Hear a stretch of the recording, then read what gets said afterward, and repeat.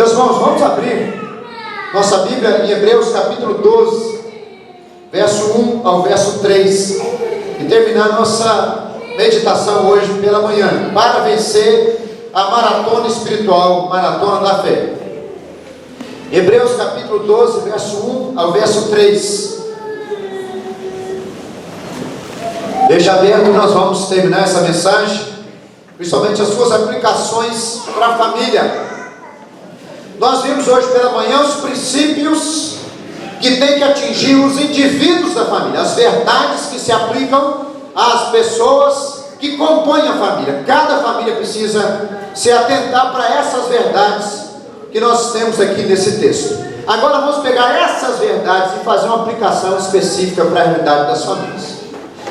Diz assim o texto da palavra de Deus: portanto, também nós, visto que temos a rodear-nos tão grande nuvem de testemunhas, desembaraçando-nos de todo o peso e do pecado que tenazmente nos assedia, corramos com perseverança a carreira que nos está proposta, olhando firmemente para o autor e consumador da fé, Jesus, o qual, em troca da alegria que lhe estava proposta, suportou a cruz, não fazendo caso da ignomínia, e está sentado à destra do trono de Deus. Considerai, pois, atentamente aquele que suportou tamanha oposição dos pecadores contra si mesmo, para que não vos fatigueis, desmanhando em vossa alma. A outra versão, verso 1, diz assim: visto que temos uma multidão de testemunhas ao nosso redor, afastemos de nós qualquer coisa que nos torne vagarosos ou nos atrase, e especialmente aqueles pecados que se enroscam tão fortemente em nossos pés e nos derrubam, e corramos com perseverança a corrida que Deus propôs para nós, para cada um de nós. Vamos lembrar brevemente o que nós falamos hoje pela manhã. Nós sabemos que a carta aos Hebreus foi escrita para cristãos que vieram do povo judeu, que eram cristãos convertidos do judaísmo para o cristianismo.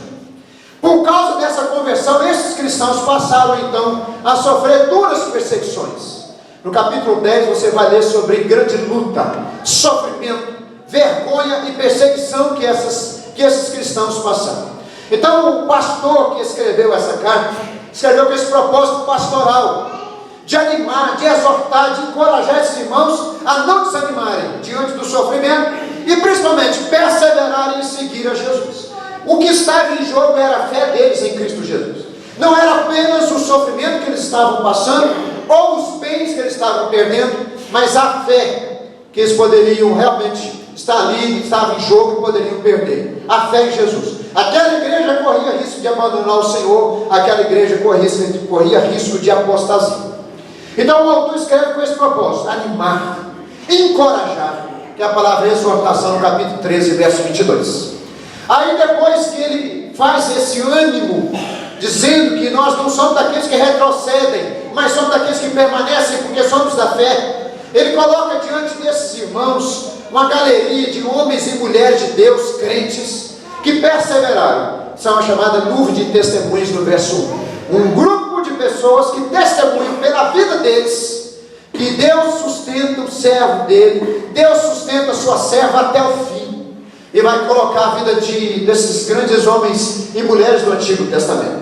Depois que ele faz isso, então ele diz, aí no verso 1, portanto, corramos com perseverança a carreira que nos está proposta. Em outras palavras, já que você sabe que nós não somos daqueles que retrocedem, somos daqueles que permanecem porque somos da fé. Já que você sabe que Deus tem cumprido o seu propósito, e você conhece a vida dessas pessoas que o Senhor sustentou até o fim, você não tem outra escolha. A escolha mais digna da glória de Deus é continuar perseverando nessa maratona da vida espiritual. Eu compartilhei aqui o pensamento de um dos grandes hoje treinadores de líderes, John Maxwell. Ele diz o seguinte, que a maratona ela pode ser comparada com a vida cristã, sim, mas com uma diferença. Quando o atleta se coloca naquela linha ali de partida, ele sabe que, dependendo da distância do percurso que ele vai percorrer, lá vai ter uma linha de chegada. Ele sabe que vai ter uma linha de chegada lá. A grande diferença é que nós também corremos uma maratona. Nós nos alistamos nessa competição de vida, não competição de um para com os outros, mas competição de superar desafios que a fé cristã nos proporciona, só que nós não sabemos onde está a linha de chegada. A linha de chegada pode estar muito próxima de nós, ou pode estar distante de nós. Nós não sabemos o dia que nós vamos cruzar essa linha de chegada. É por isso que temos que perseverar. É por isso que temos que ficar firmes com Jesus, porque essa linha de chegada pode estar muito próxima. Essa é a grande diferença. A realidade passa a ter essa diferença, que o corredor sabe onde, dependendo do momento, até quanto tempo ele vai gastar. Mas nós, como cristãos, não sabemos. Nossa linha de chegada pode estar distante ou pode estar muito próxima. Então ele começa assim: como nós podemos então correr essa carreira que o Senhor nos propôs? Ele vai colocar essas condições. Primeiro, desembaraçar do peso. Segundo, desembaraçar do pecado. E terceiro, perseverar nessa corrida, porque sem perseverança ninguém consegue coisa alguma na vida, principalmente quando diz respeito à vida cristã. Ninguém consegue nada sem perseverança. Na vida comum, no seu dia a dia, se você não perseverar em algumas áreas, no seu trabalho, na sua profissão, na sua educação, você não vai conseguir nada sem perseverar. Não vai conseguir, não vai chegar a lugar nenhum. Agora, imagina quando se diz respeito à vida cristã, o quanto que nós precisamos de perseverar. E ele também fala de desembaraçar do peso. Peso necessariamente não é pecados, mas são coisas às vezes até mesmo lícitas, mas que preocupam o coração da pessoa e desvia a pessoa do seu propósito, que é servir o Senhor nessa geração, servir o Senhor nesse mundo. Mas ele também trata do pecado. Ele vai tratar seriamente dos pecados, e principalmente o pecado que muitos cometem, que é achar que podem viver a vida cristã independentemente da graça do Senhor. Viver a vida cristã no nível apenas do cumprimento dos seus deveres religiosos, mas não na experiência de uma vida em comunhão com o Senhor, de uma experiência de discipulado com o Senhor Jesus. Depois ele tratou de algumas motivações. Para que você corra nessa carreira, você precisa de motivação. Motivação é aquilo que te move. O que te move a você entrar nessa corrida e perseverar nessa corrida? O exemplo desses homens e mulheres de Deus te move. O próprio apóstolo Paulo, Romanos capítulo 15, verso 4, nos diz que tudo aquilo que outrora foi escrito no Antigo Testamento, hoje nós temos o Antigo Testamento, nós temos o exemplo dos crentes da igreja primitiva, no Novo Testamento. Tudo aquilo que outrora foi escrito para o nosso ensino foi escrito. Para que, por meio desses exemplos, eu encontre consolo, encontre edificação e encontre esperança para a minha vida.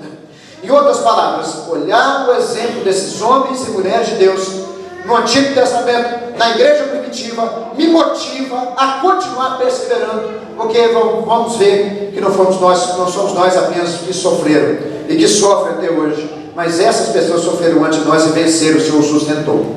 O segundo exemplo é o propósito de Deus, o exemplo de motivação. Ele diz o seguinte, que essa carreira nos foi proposta. Proposta por quem? Proposta por Deus. Faz parte do propósito de Deus que você cruze a linha de chegada. Deus chamou cada um para vencer nessa maratona da fé, na maratona da vida cristã. E a propósito de Deus, é da vontade de Deus que cada um de nós vençamos. Deus não nos chamou para retroceder. E diz o texto no capítulo 10, na parte do verso 36 até o verso 38, que aqueles que retrocedem não agradam a Deus. Diz o texto que nele não se compraz a alma do Senhor. Em outras palavras, nós quando entendemos que com a nossa perseverança e com as vitórias que nós obtemos na nossa caminhada de fé, Deus é glorificado, isso me motiva. Porque eu sei que cada vez mais eu estou agradando o coração do Senhor. Os benefícios são meus. As vitórias são minhas.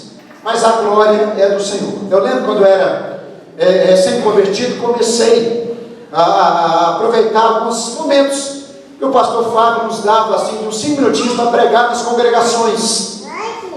E aqueles 5 minutos eram uma eternidade para mim. E nós às vezes começamos, e com o passar do tempo ele já nos liberava para irmos sozinhos à congregação e voltar. Dar uma palavra lá e voltar para casa. E às vezes a gente voltava feliz pelas coisas que Deus tinha feito. Pessoas chegavam para ele, essa palavra foi para o meu coração. Enfim, vários frutos que a gente colhia, nem que comecinho da vida da gente, pregando a palavra. E o pastor falava assim: muito bem, servo inútil. Eu ficava assim: não é possível. A gente voltava todo feliz e me chama de servo inútil.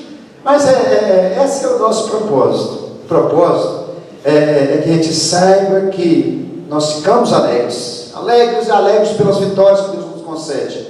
Mas em tudo Deus é glorificado. Alegria minha, mas a glória de Deus, sou servo. E servo faz aquilo que foi mandado. Não fiz nada além daquilo que o Senhor me mandou. Fiquei muito alegre naquela época. Mas o Senhor que recebe a glória. Agora ele coloca a última grande motivação, que é o Senhor Jesus. Olha no verso 2. Ele fala da nuvem de testemunhas como que nos motiva. Ele fala do propósito de Deus que nos motiva. Quando Deus é glorificado, nós recebemos mais e mais motivação. O crente, ele vive para a glória de Deus. A confissão da vida do crente é somente ao Senhor a glória. Mas ele tem então o exemplo do Senhor Jesus para motivar a sua fé, a sua caminhada, essa maratona de fé. Verso 2. Essas duas expressões são muito fortes. Eu queria compartilhar com vocês o significado dessas duas expressões. Olhando firmemente para o autor e consumador da fé, Jesus. Depois do verso 3, considerai atentamente. São expressões que nos falam que nós temos que tirar de Jesus motivação para a nossa vida, tirar de Jesus motivação para essa caminhada árdua, essa maratona da fé. Primeira expressão: olhando atentamente para o autor e consumador da fé, que é Jesus. Essa expressão, olhando atentamente, é uma expressão muito forte. Eu queria explicar para vocês o que significa essa expressão. No texto original, a ideia é de tirar os olhos de qualquer outra coisa e colocar somente em Jesus. Em outras palavras, isso significa que não tem como ficar olhando para dois lugares ao mesmo tempo. Não tem como ficar dividido no que diz respeito à nossa dependência do Senhor Jesus. Eu tenho que olhar atentamente para Ele. Eu tenho que tirar meus olhos de qualquer outra coisa que me distraia de Jesus e ficar atentamente observando em tudo aquilo e tirando do Senhor Jesus a motivação para que eu prossiga nessa caminhada árdua da fé cristã. E depois, quando fala assim, considerando, no verso 3, a ideia é de fazer comparações. Primeiro eu foco em Jesus e tiro meu foco de qualquer outra coisa nessa vida que possa me atrapalhar e me desmotivar de continuar nessa caminhada. E segundo, eu me comparo com Jesus. A palavra usada no texto original traz essa ideia de comparação, de fazer analogias. Eu me comparo com aquilo que ele sofreu, aquilo que ele suportou. Eu comparo com aquilo que eu sofro, aquilo que eu suporto. E nessa vida de comparação, nessa experiência de comparação, eu vou entendendo que tudo aquilo que o Senhor Jesus sofreu não se compara com aquilo que eu sofri. E começa a cair então as desculpas. Começa a cair por terra o nosso senso de justiça. Eu não poderia estar sofrendo tal coisa. Mas quando você olha e se compara com o Senhor Jesus, você vai ver que tudo que você passa é brincadeira perto daquilo que ele passou.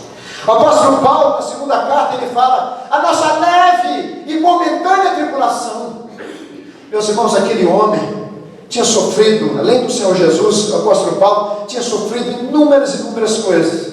E ele diz: a nossa leve e momentânea tribulação. Se para o apóstolo Paulo tudo aquilo que ele sofreu era leve e momentâneo, imagina aquilo que eu e você sofrem, que nem se compara com a vida que o Senhor Jesus sofreu e com aquilo que Paulo sofreu, como discípulo do Senhor Jesus, esse discípulo radical que foi o apóstolo Paulo. Onde eu encontro motivação para continuar? Eu encontro em Jesus. Quando eu olho para Jesus, começa a desenvolver em mim algumas atitudes muito importantes. Olha só que interessante as lições que nós tiramos aí no verso 2 e verso 3. O exemplo de Jesus me inspira e inspira você em algumas atitudes importantes para a minha fé e para a sua fé. Em primeiro lugar, quando eu olho para Jesus, eu tenho confiança de que Ele completará a boa obra dele em minha vida, na sua vida, porque Ele é não somente o autor, mas também o consumador da fé. Eu sei que o Senhor Jesus foi quem iniciou essa obra na minha vida, e eu sei que Ele vai consumar essa obra até o fim. Quando eu olho para Jesus firmemente, então eu recebo dele confiança. Confiança de quê? Que eu não serei uma obra abandonada. Eu lembro quando eu era mais jovem, mais adolescente, passava ali em Naginha, indo para Mamirim, tem um prédio enorme assim, abandonado. Não sei se vocês recuperaram aquele prédio, não sei se jogaram por terra. Indo para Mamirim, Mutum, perdão, me confundi. Indo para Mutum, vamos olhar do lado esquerdo e vai ver um prédio todo abandonado. E eu ficava vendo aquele prédio, tive a oportunidade de circular naquele prédio, era perto da casa de uma pessoa conhecida minha, circulei aquele prédio, e olhando aquele prédio abandonado, uma imagem triste. E quando nós então temos nossos olhos fixos em Jesus, eu entendo que Ele que começou a boa obra, porque Ele é o autor, Ele iniciou essa obra, essa caminhada na minha vida, a salvação na minha vida, Ele vai consumar até o fim. No início foi graça, no meio é graça, no final é graça. A graça de Deus me acompanhará, porque nada pode me separar do amor de Deus que está em Cristo Jesus. Não serei um prédio abandonado, não serei uma obra abandonada. Isso gera em mim confiança.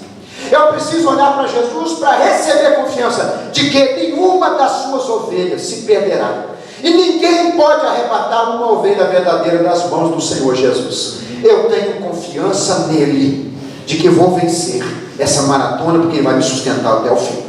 Segunda coisa, eu recebo inspiração do Senhor Jesus para suportar tristezas em troca da alegria e do cumprimento do propósito de Deus em minha vida e na sua vida. Diz o texto que o Senhor Jesus, Ele suportou o sofrimento. Diz aí no verso 2, Ele suportou toda aquela, a perseguição, todo o sofrimento que Ele suportou, em troca da alegria que lhe estava proposta. Em outras palavras, Jesus sabia que a cruz era o caminho, mas que depois da cruz viria a coroa de vitória para Ele, viria alegria para Ele. Em outras palavras, quando eu olho para Jesus, eu entendo que na minha vida primeiro vem a cruz, depois vem a coroa. Eu fico feliz, recebo motivação para suportar o sofrimento, suportar as dificuldades, para que eu receba a alegria e a vitória que vem depois. Na vida cristã, esse é a lógica das coisas.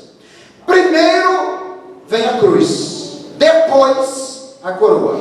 Primeiro vem a luta, primeiro vem o sofrimento, depois vem o prêmio, depois vem a alegria, depois vem a honra. Quando eu olho firmemente para Jesus, eu recebo inspiração para suportar o sofrimento, suportar as tentações, suportar as ofertas desse mundo, para que o propósito de Deus se cumpra em mim. Eu não abro mão em hipótese alguma, e você não abre mão em hipótese alguma do propósito de Deus que Ele irá fazer na sua vida. Primeiro vem a cruz, depois vem a coroa. Na nossa vida, o percurso das coisas é a mesma. Primeiro vem a cruz, o sofrimento, as lutas por causa da nossa fé. Depois vem a honra e a alegria que o Senhor tem prometido a cada um de nós. Quando eu olho firmemente para Jesus, eu recebo motivação para continuar de pé em meio às oposições desse mundo, sejam aquelas que vêm de fora, sejam aquelas que vêm de dentro. Olha o verso 3: considerai, pois, atentamente aquele que suportou tamanha oposição dos pecadores contra si mesmo. Oposições são sofrimentos que vêm de fora, para que não vos fadigueis desmaiando em vossa alma. Situações que também nos derrubam por dentro. Quando eu olho para Jesus, eu recebo inspiração, eu recebo força para lutar contra aquilo que vem de fora, contra a minha vida. A oposição de pessoas, a oposição do diabo e a oposição desse mundo contra a minha fé, para que eu não vença a carreira que me foi proposta. Então, olhando para Jesus, eu sei, Jesus passou por isso. Ele sofreu a oposição de pecadores. Eu sei que também não vai ser diferente comigo. Basta ao servo ser como o seu Senhor. Se chamaram a Jesus de Beelzebul, quanto mais eu e você. O próprio Senhor Jesus disse isso no texto de Mateus capítulo 10. Se me chamaram de diabo, quanto mais vocês, quanto mais nós discípulos do Senhor. Se ele sofreu a tal ponto de ser considerado o pior dos piores, que é o próprio Satanás, o que a vida nos reserva, meu filho? O que a vida nos reserva? Ao sofrimento que o discípulo passa, ele passa porque o seu Senhor passou, e o Senhor Jesus passou por sofrimentos muito maiores do que nós. Quando eu olho para Jesus fixamente, faço analogia com tudo aquilo que o Senhor Jesus passou e o que eu tenho passado, eu recebo então motivação para suportar as oposições de fora e o desânimo de dentro.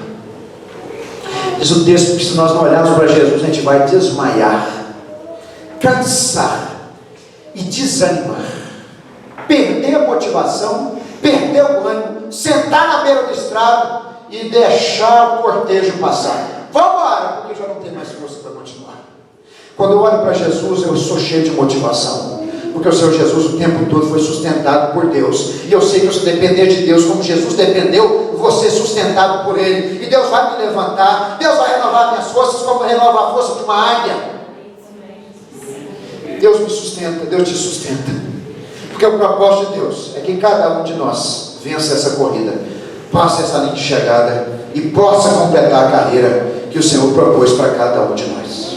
Agora, como aplicar isso à realidade das famílias, principalmente hoje, famílias no século XXI, tão complexas, com tantas dificuldades? Nós sabemos que o propósito de Deus é que toda a família o sirva, que toda a família viva para a sua glória, e que toda a família possa completar essa jornada, não apenas indivíduos, mas a família. Foi assim com os patriarcas. Quando Deus chamou Abraão, ele falou assim: faço contigo a minha aliança, para ser o seu Deus e o seu da sua descendência perpetuamente, no decurso das suas gerações. Quando o Senhor Jesus chamou também os discípulos, o propósito é que as famílias dos discípulos sejam salvas. O apóstolo Paulo disse isso: crê no Senhor Jesus, será salvo tu e tua casa. Em outras palavras, na maratona da vida, não apenas indivíduos, mas a família é chamada então para vencer e cruzar essa linha de chegada. Como nós podemos entender o propósito de Deus para as nossas famílias? Considere algumas coisas comigo, e eu quero pontuar aqui com vocês, para nós participarmos, receber os nossos oficiais e participarmos da Santa Ceia. Preste atenção, como aplicar isso para a nossa família?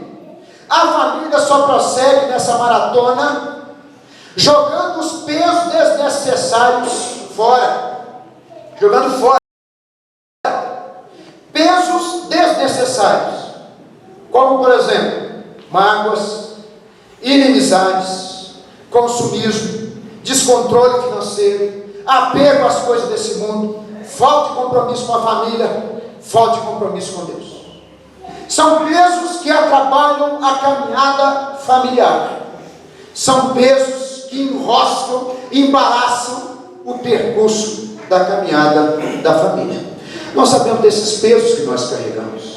Eu aconselho casais, eu aconselho famílias, e de vez em quando um desses pesos é jogado sobre a mesa, diante de tudo e de todos, e abertamente são ditos então: olha, nós passamos por essa e essa situação, porque você é descontrolado financeiramente. Nós sabemos que todos nós somos sujeitos a contrair dívidas por alguma ocasião, alguma circunstância que fugiu ao controle. Eu lembro de um irmão lá em Martins Soares, que a esposa ficou doente, ele entrou numa dívida, não sei se até hoje ele já pagou essa dívida, sei que a dívida ficou enorme. Mas o descontrole financeiro é diferente. É quando a pessoa intencionalmente então promove esse tipo de peso familiar.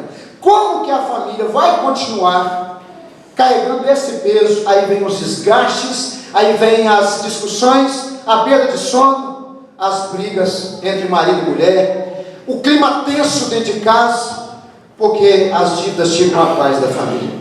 Mágoas, ódio, ressentimentos, são pesos que sobrecarregam a caminhada familiar. Se nós não tratarmos essas coisas, isso vai embaraçar os nossos passos, e a nossa família não vai cruzar essa linha de chegada. Quantas famílias ficaram pela metade? Daqui a pouquinho eu vou falar algo que nós hoje nos provocou, Mariana e eu, assim, um desgaste, não é a palavra mais séria, mas ficou assim, queixo caído, decepcionados. Mas tudo começou com esses pesos de desgastes, pesos de situações não resolvidas, de perdão não dado, de conversas não conversadas, onde foi acumulando peso. A família chegou ao fim com 3 anos de percurso. Não glorificou o Senhor, jamais glorificará o Senhor. Se esses pesos não forem jogados fora, as famílias vão ficar sobrecarregadas e assim vão passar muitas dificuldades de continuar o percurso que o Senhor chama a família. Não apenas indivíduos, mas a família, para cruzar essa linha de chegada. Vencer, glorificar o Senhor, tomar posse de vida eterna. Outra lição: nenhuma família será vitoriosa em seus propósitos cedendo ao pecado. Pelo contrário, o pecado só trará derrotas que atrasarão e poderão impedir a maratona familiar. Preste atenção no que eu queria compartilhar. Nós sabemos de situações familiares que já não é mais um piso que a pessoa está trazendo para dentro de casa. Já é o pecado que a pessoa já está colocando dentro de casa. Se vocês olharem, por exemplo, o texto fala de a gente considerar os grandes homens e mulheres de Deus no Antigo Testamento, mas também aprendemos com os erros desses homens. Acã foi um desses que trouxe derrota para a sua família inteira, quando ele foi lá num despojo de guerra, tomou produtos da Babilônia, enterrou no fundo da sua tenda. Aquilo desagradou o Senhor, e aquela família sofreu a disciplina de Deus. O pecado não compensa, nunca vai compensar, e o pecado arma um laço para destruir não apenas a sua vida, mas destruir a sua família. Então nós sabemos que nós temos certo percurso para que o pecado consiga destruir.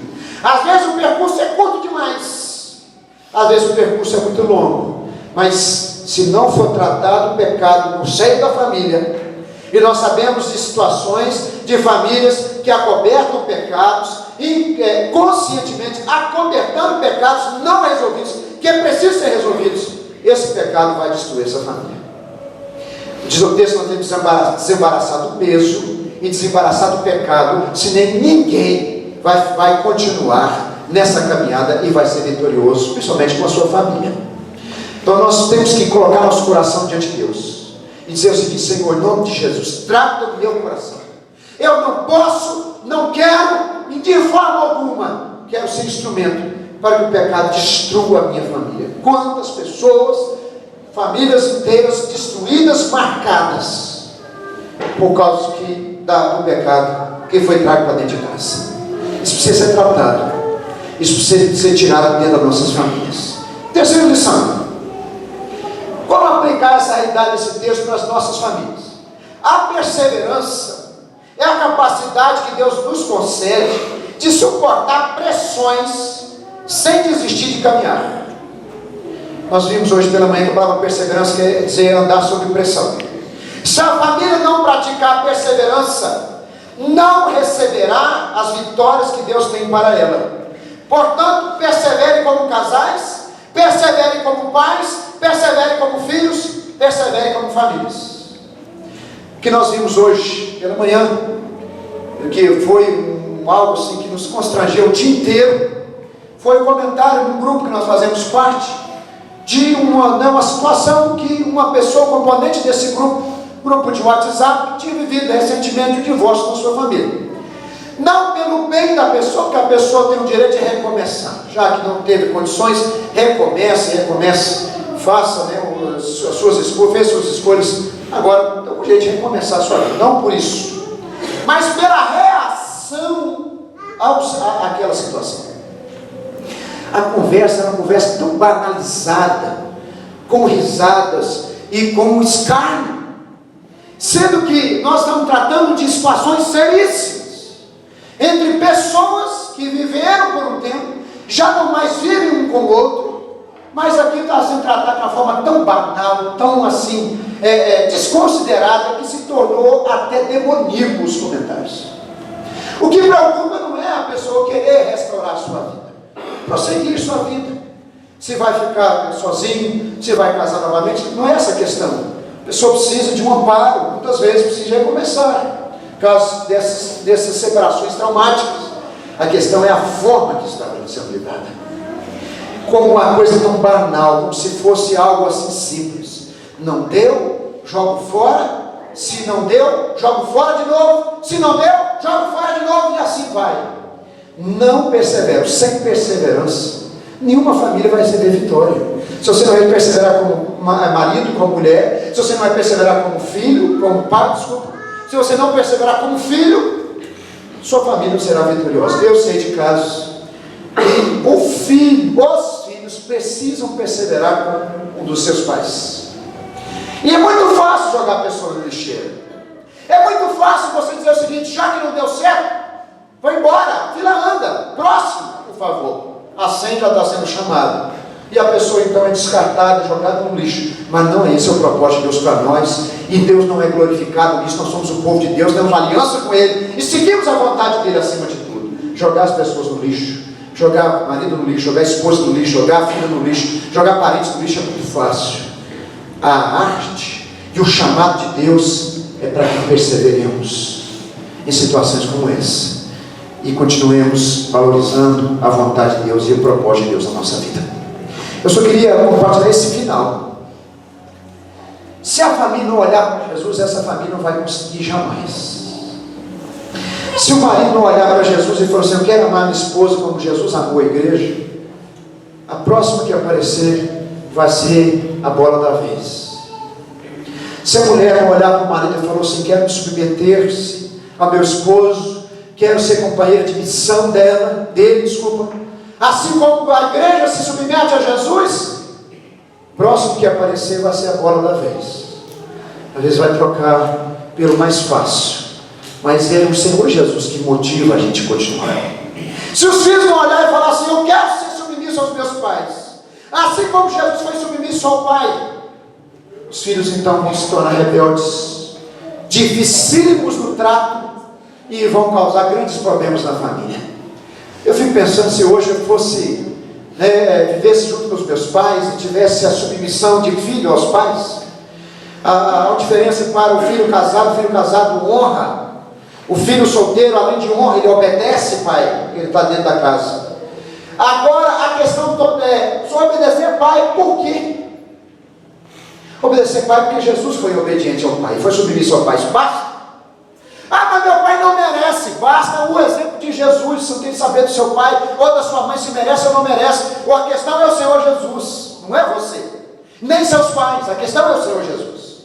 Ah, minha esposa não merece o trato de um sacrifício de um marido, porque a minha esposa não retribui nada. Não importa que sua esposa retribui ou não, ou deixe de retribuir. Importa que você olha para Jesus e faz como Ele. Se a família não tiver Jesus como alvo, eu considerar atentamente Jesus, olhar fixamente para o Senhor Jesus, essa família não prossegue, casamento não prossegue, criação de filhos será doentia e vai viver uma derrota muito grande na família. São as lições que a gente precisa trazer para a nossa vida. E nós queremos ser vitoriosos como pessoas, queremos ser vitoriosos como casal e queremos ser vitoriosos como família, em nome de Jesus. Amém, meus irmãos? Queremos ser vitoriosos como família.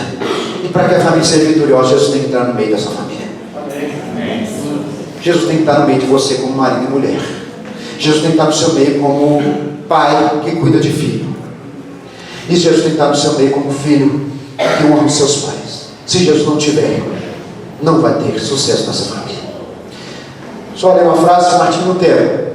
Eu queria orar com os nossos, prosseguir aqui com os nossos oficiais, depois nós participarmos da Santa Ceia. Essa frase já falou muito ao meu coração. Quero que você, se você tem condições, anote, depois você pega comigo. Atribuída essa frase a Martim Lutero, diz o seguinte: se você quiser ficar desapontado, olhe para os outros. Se você quiser ficar desanimado, olhe para si mesmo. Se você quiser ficar encorajado, olhe para Jesus. Se você quiser ficar desapontado, olhe para os outros. Desanimado, olhe para si mesmo. Mas quiser ficar encorajado, olhe para o Senhor Jesus. Jesus te dá solução, Jesus te dá força, Jesus te capacita. E principalmente, Jesus te dá um novo rumo familiar. E assim nós queremos orar, pedindo ao Senhor para abençoar a nossa vida. Feche seus olhos. Queria que nós tivéssemos esse tempo para nós orarmos individualmente. Vai trazendo essa mensagem para dentro do seu coração. Vai trazendo essa mensagem para dentro da sua alma. Famílias precisam de solução. Solução da família é Jesus. Se o Senhor Jesus não entrar na sua família, não tem solução. Mas se eu melhorar nisso, se eu fizer aquilo outro, vai ser só verniz, que vai dar uma disfarçada, mas a ruína vai continuar derrubando a sua família. Traz o Senhor Jesus para dentro da sua casa. Traz o Senhor Jesus para dentro da sua família. Traz o Senhor Jesus para dentro do seu casamento. Traz o Senhor Jesus para a criação dos seus filhos. Traz o Senhor Jesus no lidar com os seus pais. E assim você vai viver todo o propósito de Deus que Ele tem reservado para a sua vida.